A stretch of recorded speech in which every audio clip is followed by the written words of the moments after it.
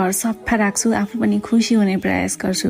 भनिन्छ गृहिणी खुसी भएको घरमा माता दुर्गाको बास हुन्छ रे, भगवानको कृपा सधैँ रहन्छ रे।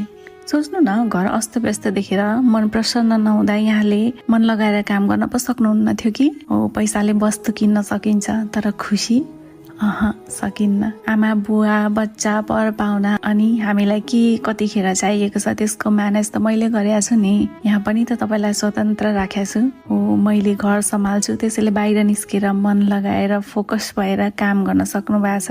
उहाँले पाएको प्रमोसनमा मेरो चाहिँ कन्ट्रिब्युसन भएन र? हो, यो मेरो कमाइ हो।